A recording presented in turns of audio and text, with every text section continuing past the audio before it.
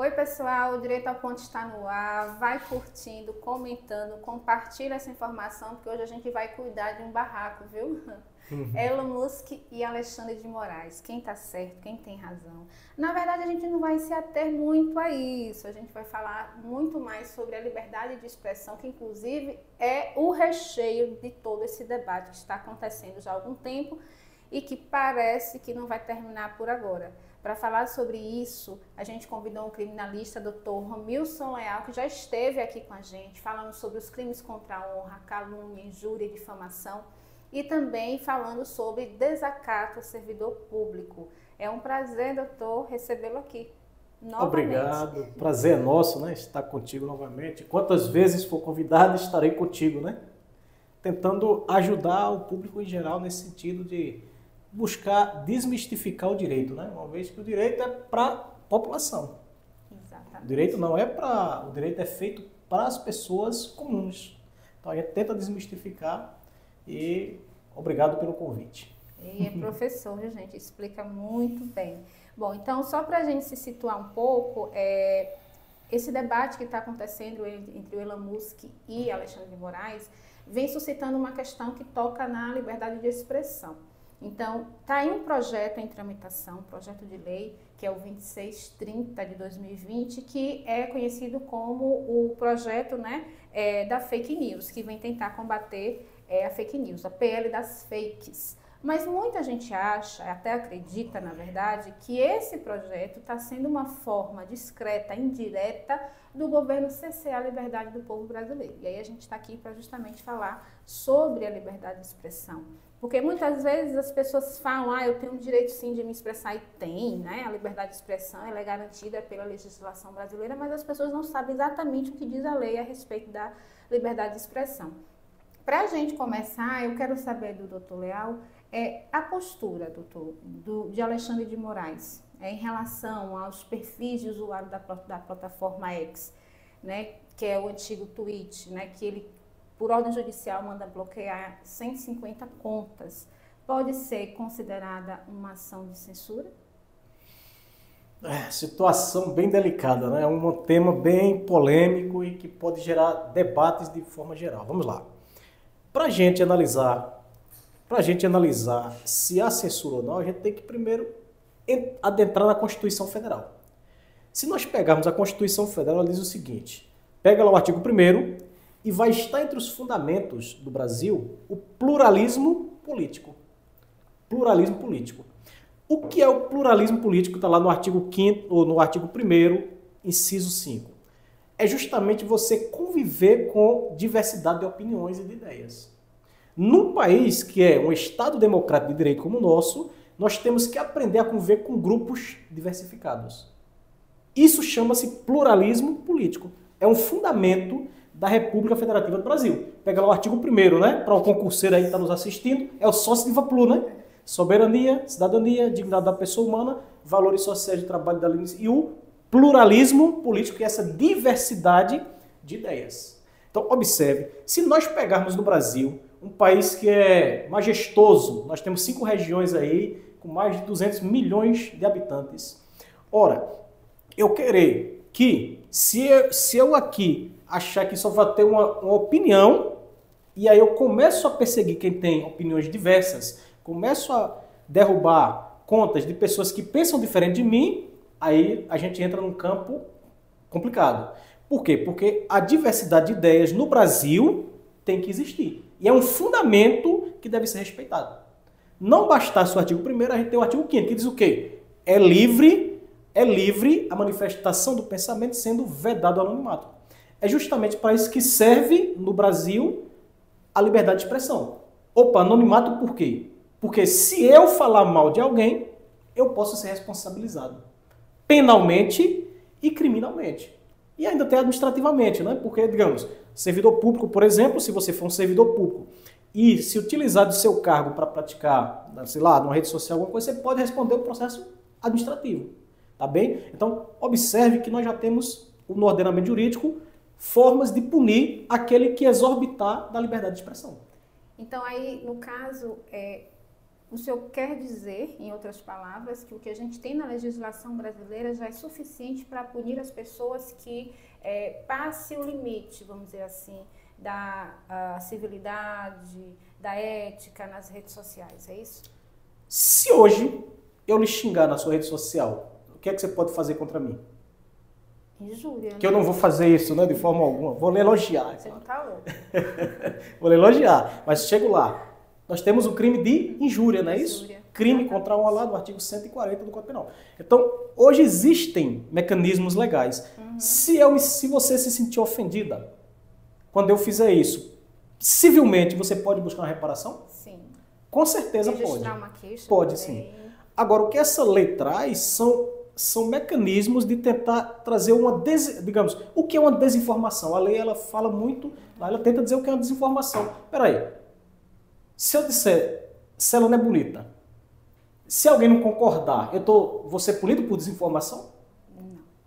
Entendeu o que é? Então, se eu omitir alguma coisa, eu vou ser punido por desinformação?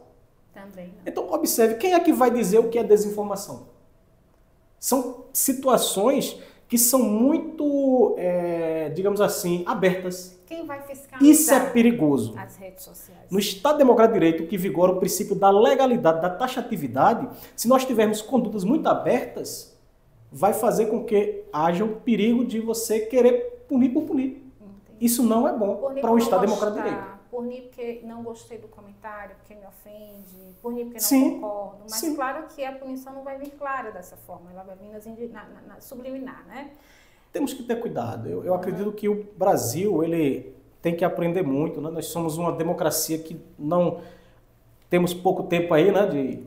Nós tivemos em 88 a Constituição Isso Federal. é recente, nossa democracia Então ainda é nós recente. temos que aprender muito. Na verdade se a gente começa aqui, independentemente de lado, A ou B, mas a gente começa a usar dos mecanismos que nós temos estatais para buscar atingir um lado, isso é perigoso. O governo não pode. É perigoso. Fazer Aí isso. nós temos que ter muito cuidado nesse sentido. Então, a censura, o que é a censura? É quando eu busco limitar a liberdade de expressão.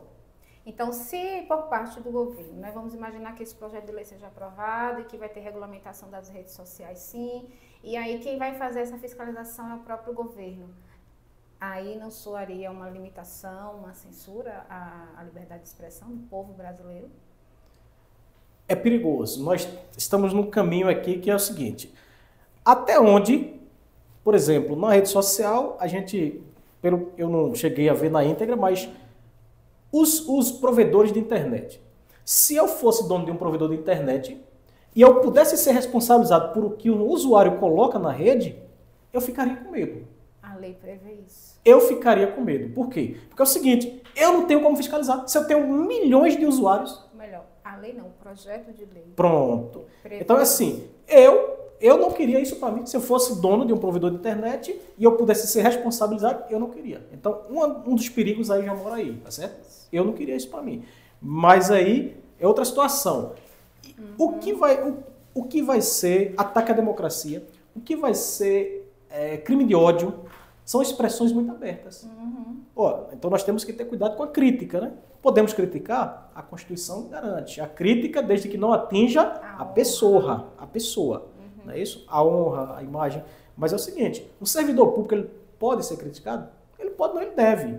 Agora, dentro, como a Celana falou aqui, dentro das éticas, dentro da moral, dentro do jogo do Estado Democrático de Direito, como formando a lei. Inclusive, o autor do projeto de lei, que é o deputado Orlando Silva, ele traz como proposta, sugere para que a fiscalização aconteça pela Anatel. E aí os críticos já se levantam, especialistas, olha, a Anatel não tem competência técnica para isso. Né? Então, é uma lacuna que o projeto de lei já traz, né? Quem vai fiscalizar? Mas em relação ao comportamento do Elon Musk, frente ao posicionamento do Alexandre de Moraes, pode ser visto esse comportamento dele como ele ameaça descumprir a medida judicial do Brasil, mas esse comportamento também pode ser caracterizado como uma afronta à soberania do Brasil?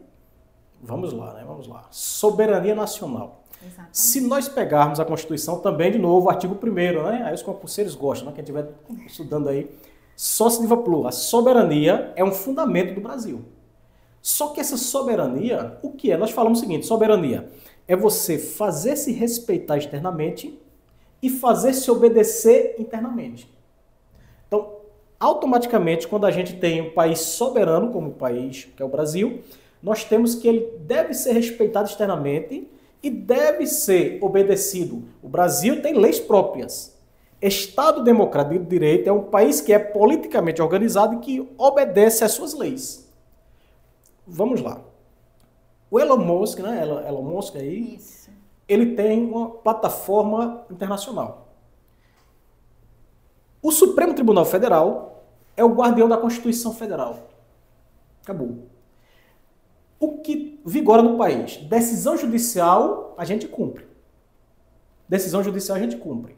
Se eu concordo ou discordo, aí eu vou buscar mecanismos dentro da própria estrutura do Poder Judiciário para tentar reverter a decisão. Exatamente. Mas é o seguinte, o fato em si dele chegar e querer liberar, desrespeitando ordens judiciais, de acordo com o nosso ordenamento jurídico, isso não é adequado. Por que não é adequado? Porque quando você fala em decisões judiciais, você tem que cumprir. Quer você queira, quer você não queira.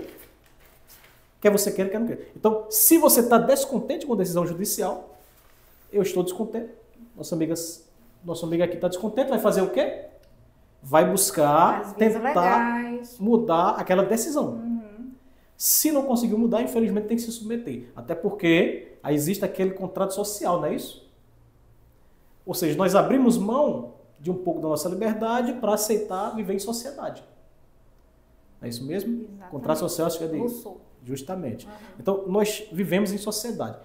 Imagine se todo mundo pudesse fazer o que quisesse.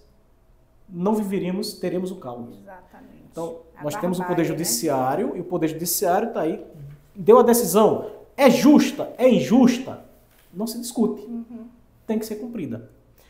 Aí o fato em si dele chegar e descumprir essa decisão, eu entendo que não é um posicionamento muito adequado de um ponto de vista soberano do nosso país. Quando eu comecei a questionar o senhor trouxe o artigo da Constituição que fala do pluripartidarismo político. E aí a gente observa que uma questão que é judicial está se trazendo também, caminhando para um debate político, que de alguma forma a gente sabe que estão ligados, mas já está se criando aí um debate político que interfere, né, no judiciário. Que recomendação o senhor dá para os cidadãos brasileiros para que eles possam não se deixar levar por discursos A e discurso B, mas que eles consigam, né, ter a própria opinião a partir de leituras, enfim. O que é que o senhor sugere? Porque, infelizmente, a mídia, ela hoje conduz, é um meio de comunicação de massa, vamos dizer assim. Sim, sim. Né? E se tornou também formador de opinião. E as pessoas, mas quem está por trás da câmera fala o que quer. Né? E a gente vê muitas informações realmente vinculadas que não são verdadeiras, baseadas no achismo, sem fundamentos, sem estudos, e as pessoas se deixam levar por esses comentários e formam suas opiniões a partir daí. Que conselho você dá para que as pessoas possam ter uma opinião que seja imparcial, que não seja política partidária? Nos dias atuais está complicado, né? Está complicado, porque assim, nós temos, quer queira que não, nós somos tendenciosos a assumir um lado. Isso é natural do ser humano. Lado A, lado B, nós somos. Agora, a questão você bem colocou aí, a questão do jornalismo brasileiro, né? A gente tem jornalismos, e esses jornalismos eles vão expor a opinião deles. E qual o lado que esse jornalismo vai estar?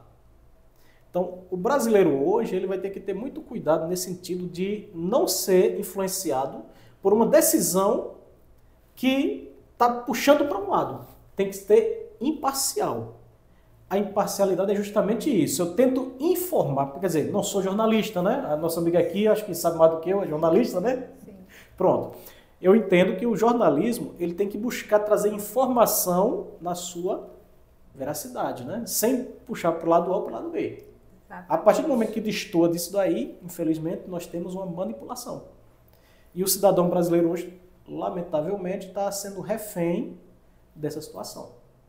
O Direito ao Ponto foi às ruas, gente, para conversar com a galera, para saber o que a galera pensa a respeito da regulamentação das mídias sociais. Vamos ver como é que o pessoal encara essa possibilidade. Oi, pessoal, estou aqui com o Eber Costa e ele vai falar se ele é a favor ou não da regulamentação do uso das redes sociais, né? Tem um projeto de lei aí querendo regulamentar o uso das redes sociais. Ele vai dizer para a gente se ele é a favor ou contra e por quê. Eu sou a favor, vírgula, né? Dentro de uma perspectiva de saber o que traz essas regulamentações, né? Porque eu acho que tem que ser regulamentado, né? Na Europa, vários países eles criaram regulamentações para os canais de internet, certo? Os serviços, as várias páginas, né? Das mais famosas, menos famosas. E no Brasil talvez não seja diferente, né? Mas tem que saber o que vem dentro dessa regulamentação.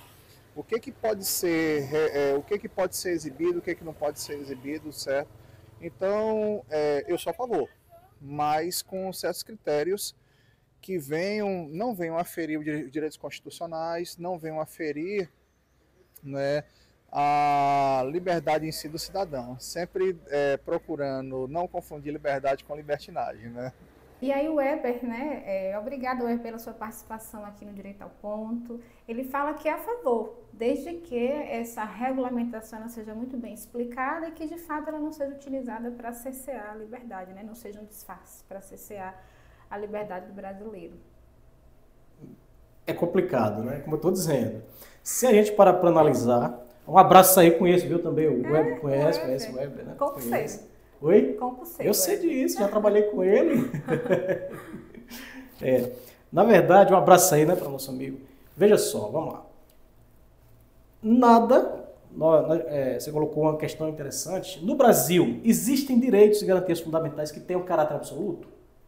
Não existe. A liberdade de expressão tem caráter absoluto?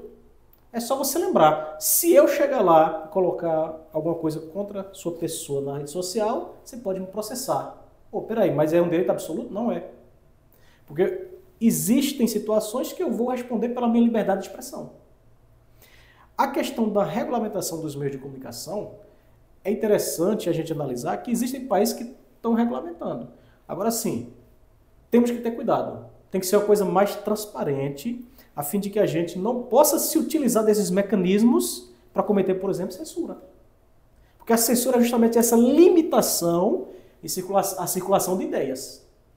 Se eu começar a querer, digamos, derrubar só as pessoas que pensam diferente de mim, vai ser uma censura. Inclusive, os opositores desse projeto, eles dizem que esse combate à desinformação nada mais é que um pretexto para calar a oposição, né, e restringir discursos legítimos, inclusive, que no caso ofende a situação, né? Veja como o debate já está... Questão política, né? Exatamente, politizado. Nós poderíamos ter, sei lá, um país... Eu acho que se o Brasil ele trabalhasse mais de forma mais coerente à política, não deveríamos ter isso não, certo? Porque é o seguinte, eu acho que... Vamos lá, Constituição diz o quê? Todo poder emana do povo. Pouco importa partido A, partido B, partido C. Para mim, quem tem que estar à frente é o povo, que é o dono da nossa nação. Deveria ser feito, por exemplo, pesquisas, né, para saber se a população um exemplo, pronto, plebiscito, que é uma forma do Isso. povo ser consultado anteriormente para saber se concorda ou não. Essa é a palavra, plebiscito. Plebiscito, está lá no artigo 14 da Constituição Federal, uma forma de se consultar a população. Questão aí também, entendeu? São questões pontuais que tem que colocar a sociedade para discutir. Sociedade madura. O discurso está politizado, está, né, judicializado, vamos dizer assim, mas não, a população sequer foi consultada a respeito. Isso, perfeitamente. E aí nós temos que o povo que vai exercer o poder por meio dos representantes eleitos. Congresso Nacional, né, estamos lá representados. E aí o povo, às vezes, acaba sendo esquecido nesse aspecto. Então eu acredito que plebiscito para discutir. Você é a favor ou contra lá, tal projeto de lei. E que a vontade do povo prevalecesse. Justamente, até porque todo poder emana do povo. O que é a liberdade de expressão? Aí a gente vai entrar numa seara bem interessante, né? Porque é o seguinte, liberdade de expressão é eu poder me expressar e dar minhas opiniões, dar minhas ideias, pensamentos, sem que sofra censuras. sem que sofra interferência estatal ou privada. Eu vou me expressar, vou dar minhas ideias, vou dar minhas opiniões, tá bom? Vou falar, vou expressar os meus pensamentos. E isso sem que tenha censura. Agora, expressando o meu pensamento, cometendo um equívoco, praticando uma injúria, tal, aí eu vou ser responsabilizado. Isso, aí tem a parte criminal e a parte civil e administrativa. Mas ter minha conta bloqueada por isso? Não. É delicado o assunto, porque é o seguinte, vamos lá. Se nós pararmos para analisar, eu tenho uma conta, eu tenho vários seguidores. Ou eu falei aqui algo, né, que foi de encontro, e aí o pessoal puxou. Tira lá esse vídeo. Tira lá esse vídeo. Faz uma retratação. Faz uma retratação de forma pública.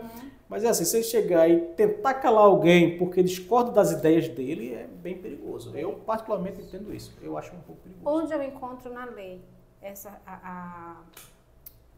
a liberdade de expressão? Liberdade de expressão, nós temos lá, inclusive a cláusula pétrea, artigo 5º, inciso 9, que diz o seguinte: é livre a liberdade, a livre expressão de atividade intelectual, artística ou científica, independentemente de censura ou licença. É livre a liberdade da atividade intelectual, artística, científica e de comunicação, independentemente de licença ou censura. Então, quando a gente começa a analisar a parte de comunicação, por exemplo, a parte artística, aí nós entramos em outra questão. Voltemos aqui. Não há no Brasil direitos e garantias que se revistam de caráter absoluto. Direito à vida. No Brasil pode haver pena de morte?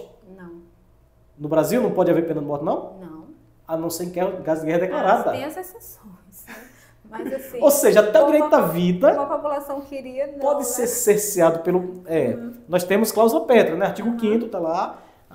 E aí você vai pegar o seguinte: no Brasil, não apenas de morte, salvo em caso de guerra declarada. Artigo 5º da Constituição Federal. Isso. Então, inclusive o direito à vida pode ser cerceado pelo Estado, em determinados casos. Caso de guerra declarada. Então, nós falamos que no Brasil não há direitos que se revistam de caráter absoluto.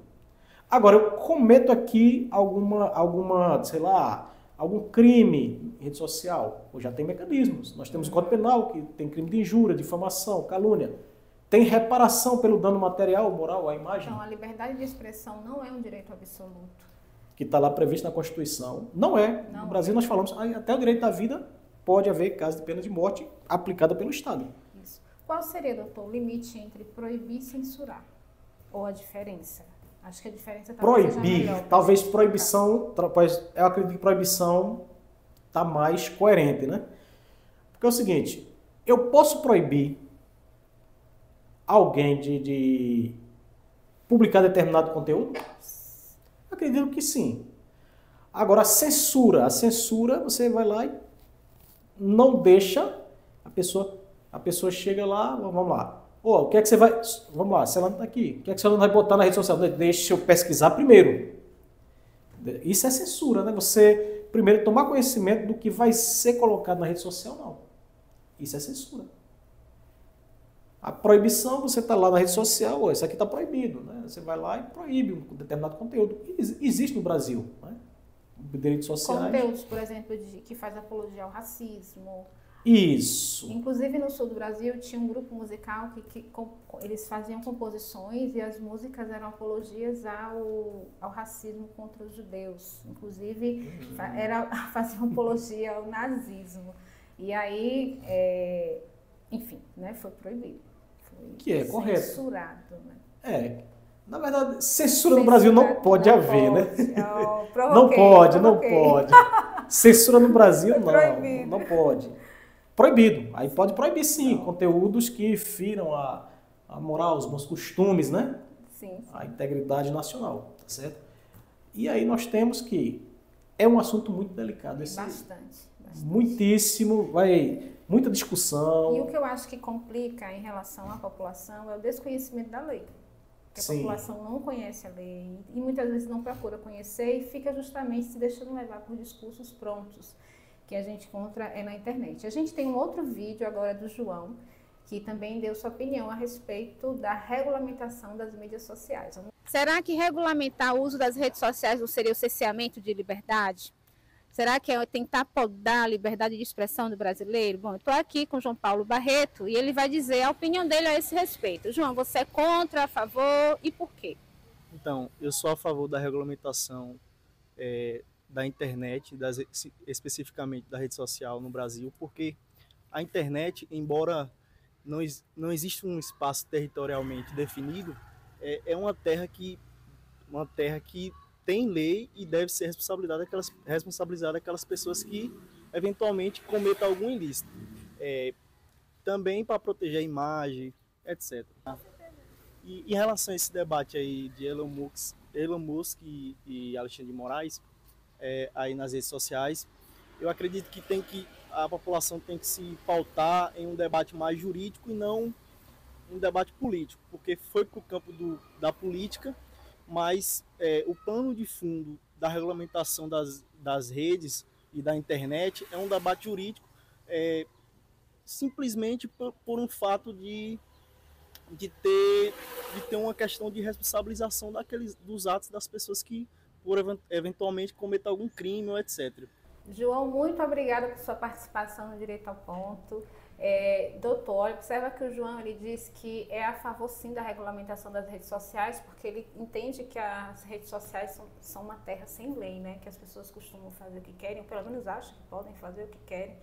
E que é interessante sim que tem uma lei que vem regulamentar. Inclusive, alguns países da Europa já têm, né, uma regulamentação no uso, né, dos conteúdos das redes sociais. Mas o senhor acredita, a gente até já falou sobre isso antes de mostrar o vídeo do João, que as leis que a gente tem no Brasil são suficientes? O senhor acha que não precisa de mais? Vamos lá, né? Vamos lá. Internet. Se hoje, nós já falamos, vou repetir. Se hoje eu chegar e pegar lá no perfil de alguém e começar a falar contra uma pessoa, tem como encontrar alguém que falou mal de outra pessoa na rede social? Tem. E o que é que eu posso fazer? Eu posso simplesmente chegar e processar civil, penalmente e até administrativamente, se for um servidor público. Até administrativamente. Então nós temos que no Brasil hoje existem mecanismos para se coibir condutas dentro da internet. Agora, o que vai acontecer? Esse projeto de lei tem algumas questões que devem ser debatidas. A gente não pode aqui chegar e regulamentar. Repito. Se eu fosse dono de um provedor de internet e eu pudesse ser responsabilizado porque o meu usuário colocou algo, eu não queria participar desse jogo, não. É o seguinte, se o cara não pagar, eu vou ter que pagar. A responsabilidade é solidária. Se for solidária, eu estou fora. Subsidiária também, né? O cara não pagou, então eu pago. Então nós temos que ter muito cuidado nesse aspecto aí. Porque é o seguinte, as redes sociais, elas estão aí, eu uso se eu quiser. Exatamente. Eu uso se eu quiser. Eu não sou obrigado a usar. Agora, a partir do momento que a gente usa, a gente tem que ter responsabilidade. E se não tiver... Então, hoje no Brasil existem leis que já podem coibir determinadas condutas criminosas, determinadas condutas que agridam a intimidade, a vida privada, a honra? Sim, existem leis. O Código Penal, o Código Civil. Seria interessante porque tentar regulamentar o uso das redes sociais seria, inclusive, acho que é uma postura na qual o governo, inclusive, assume a sua, vamos dizer assim, ausência na educação jurídica da população. Porque se a população conhecesse as próprias leis, saberiam se comportar nas redes sociais. Com certeza. A gente tem um país que é grande, né? Nós temos mais de 200 milhões de habitantes, nós temos 5 regiões. Então, nosso país ele não é um país pequeno. Agora, você querer saber o que cada um dos seus cidadãos falam nas redes sociais é muito estranho. Inclusive, esse é o calcanhar de Aquiles, viu? Esse é o ponto de desentendimento, inclusive, entre os Big Techs e esse projeto de lei, porque o projeto de lei vê sim a responsabilização da rede social. Solidária ou subsidiária? Você percebeu? Não. Porque assim, a jurisprudência em alguns tribunais estavam dizendo o seguinte, que a responsabilidade era subsidiária caso o provedor não retirasse o vídeo depois de cientificar da decisão judicial. Eu acho até coerente, né? Entendi. Digamos aqui, eu cheguei lá e atingi cheguei lá e lhe atingi. Aí você entra com ação contra mim, e aí o provedor chega e diz, ó, retira esse vídeo que fala contra a Celane no prazo de 48 horas. Se não retirar... Isso, aí se eu não retirar, se eu vi algumas decisões nesse sentido, que se eu como provedor não retirasse, minha responsabilidade era subsidiária. Se a rede permitir, por exemplo, que atos terroristas, né, ou então de citação ao suicídio, violência contra a mulher, contra a criança e adolescente, racismo, crime contra o Estado Democrático de Direito, se foi postado, não é se não retirar quando recebe ordem judicial, se já foi postado, que a rede seja responsabilizada.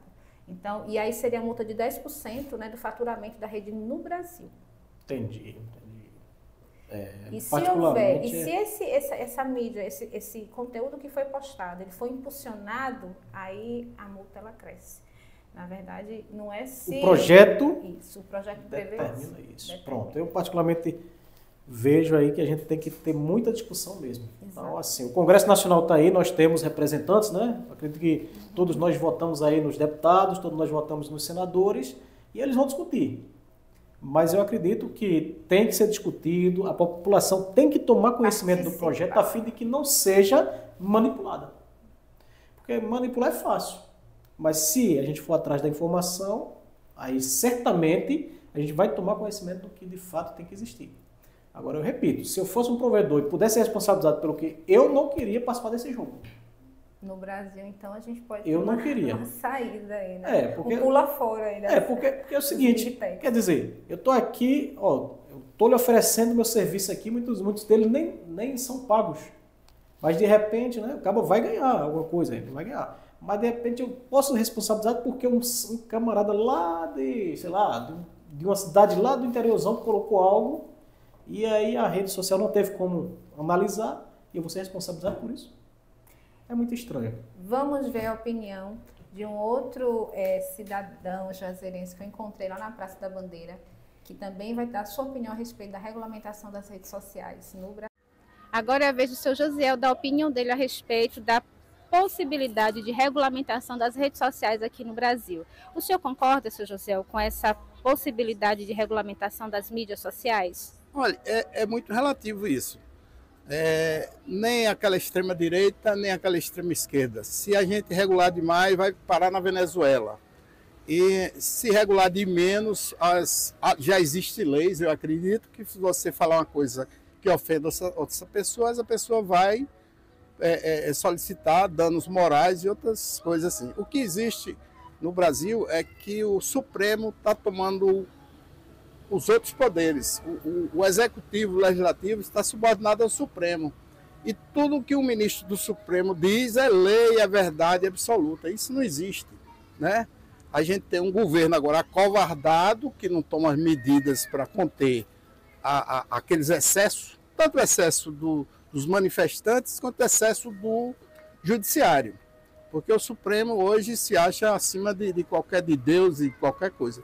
Então, é muito relativo, a minha opinião. Eu acho que tem que ter um equilíbrio até nas palavras que você vai divulgar, um equilíbrio nos poderes para julgar, sabe? Só assim a gente passa para dizer que é uma democracia. Você pode expressar o que você pensa, você pode criticar. É difícil você ter, digamos assim, um político que não queira ser criticado. E hoje o que está acontecendo é que você não pode dizer que o descondenado foi descondenado, senão você vai receber um processo. Isso não é democracia. E aí, seu Josiel fez deu uma palavra bem politizada, né? Ele disse, a gente precisa saber equilibrar, né? Para de repente não entrar pelo que ele fala, né, numa censura total, e ele usa como exemplo a Venezuela, né? Uhum. Na verdade, ele falou sobre a harmonia dos poderes, ele falou sobre o ativismo judicial, de uma forma bem tranquila, né? É interessante isso aí. Vamos lá. O que ele falou foi sobre a questão da regulação. Não pode chegar aqui de forma absoluta ou de forma... né? Então tem que ter cuidado a fim de que ele falou em extrema-direita e extrema-esquerda, né? Exatamente. Então, assim, de fato, são situações que podem fazer com que quem perca é o povo. Exatamente. Eu acho que a informação ela tem que ser para o povo. Então, se o povo chegar e começar a receber a informação correta, adequada, né? No jornalismo, como é que diz? Imparcial, não é isso? Então, chegar, receber a informação de forma imparcial, vai ser bem informado. Agora, no momento que a gente se utiliza das redes sociais para trazer informações que tragam mais, digamos assim, desinformação, aí é onde gera a situação. E o que é desinformação? Então, é uma situação bem delicada, muito delicada mesmo. E que está mal explicada, né? Nós temos que ter cuidado, né? Eu acredito que existe um projeto de lei, só que é o seguinte, é como eu falei, pelo direito penal nós temos o quê? Princípio da legalidade. Então, eu não posso criar tipos penais que sejam abertos demais. Exatamente. Ato obsceno, que é um ato obsceno, por exemplo, nós temos lá no Código Penal. Então, qualquer coisa que, né? Não, ato obsceno. Então, tipos penais abertos, várias compreensões, interpretações. Como, por exemplo, nós temos, falar em democracia. Democracia, de um ponto de vista, é um termo aberto. Né? Sei lá, né? Democracia, poder do povo, né? Mas é uma palavra aberta. Então, a gente tem que ter cuidado para não utilizar palavras fortes ao meu bel prazer. É muito fácil eu chegar e querer se utilizar. Então, assim, a gente tem que ter muito cuidado. Eu particularmente entendo que tem que ser maturado esse projeto, a fim de que se discuta, porque é o seguinte, é fácil eu ter um lado político e querer perseguir o outro usando os mecanismos legais. Exatamente. Então tem que ter muito cuidado. Não é como o seu Josiel falou. Nós temos que ter cuidado. E não politizar a ponto de chegar a um lado e chegar a outro e querer oprimir um e o outro. Não. O debate tem que ser aberto. Pluralismo político. Viver com diversidade de ideias, com diversidade de opiniões. O debate isso deve que eu ser entendo. aberto e o povo deve estar dentro desse debate. Com certeza, todo o poder emana do povo que o exerce por meio dos representantes eleitos. Então, nós temos aí o Congresso Nacional para isso. Penso que sua fala foi perfeita, né? Que a gente poderia pensar na possibilidade de um plebiscito para consultar a população, que é a mais interessada no assunto, eu acredito, ou deve ser, né? Para que esse debate saia um pouco desse campo tão jurídico, tão político e consulte a população. É interessante. Eu acho que o direito é feito para o povo. Então, quem deve participar, plebiscito seria interessante mesmo. Vai, consulta o povo aí para saber. Então, vamos lá. Esse projeto de lei, o que é que vocês acham, né? Vai ser complicado para o povo, porque o povo não vai ter aquele conhecimento jurídico. E tem muito termo jurídico. Eu estava dando uma olhada por alto da lei e muitas coisas jurídicas. O que é desinformação? O que é isso? O que é aquilo? Então, termos técnicos. Mas é o seguinte, tem que ser maturado. Tem que ter maturidade a fim de que a gente não traga uma lei que lá na frente sirva de forma que venha perseguir opositores políticos. Pois é, gente, essa novela está longe de acabar. A gente precisa realmente se envolver, se interessar pelo assunto, pesquisar, estudar sobre a regulamentação das mídias sociais, tentar conhecer esse projeto de lei, porque você, cidadão, deve ser o mais interessado, porque vai voltar para você. E aí a gente vai continuar acompanhando e trazendo mais informações pautadas na legalidade. Doutor Leal, um prazer enorme, viu? Prazer é meu, muito obrigado, né? A companhia muito agradável é sua e todas as vezes que me convidar estarei aqui. Opa, isso é muito bom. Gente, fiquem com Deus e até o próximo Direito ao Ponto.